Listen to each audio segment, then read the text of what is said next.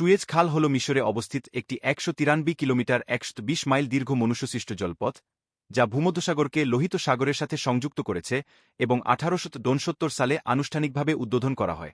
এটি বিশ্ব বাণিজ্যের প্রায় ১২% জন্য একটি গুরুত্বপূর্ণ সামুদ্রিক সংক্ষিপ্ত পথ হিসেবে কাজ করে, যা জাহাজগুলোকে আফ্রিকা ঘুরে যাওয়া এড়াতে সাহায্য করে। এটি বিশ্বের অন্যতম সর্বাধিক ব্যবহৃত নৌপথ। সুয়েজ খাল না থাকলে দক্ষিণ এশিয়া থেকে ইউরোপে যাতায়াতকারী জাহাজগুলোকে আফ্রিকা ঘুরে যেতে হতো। এই খাল যাত্রাপথের দৈর্ঘ্য ৪০% কমিয়ে দেয়। বিশ্বের মোট সামুদ্রিক বাণিজ্যের প্রায় ১০% থেকে ১২% সুয়েজ খাল দিয়ে পরিবাহিত হয়। এটি ইউরোপ ও এশিয়ার মধ্যে সবচেয়ে গুরুত্বপূর্ণ বাণিজ্যিক রুট, যা দিয়ে প্রতিদিন কোটি কোটি ডলারের পণ্য পারাপার হয়। এছাড়াও বিশ্বের মোট কন্টেইনার পরিবহনের প্রায় ৩০% এই খালের মাধ্যমে সম্পন্ন হয়। বিশ্বের সমুদ্রপথে পরিবাহিত খনিজ তেলের প্রায় ৯% এই পথ দিয়ে যায়।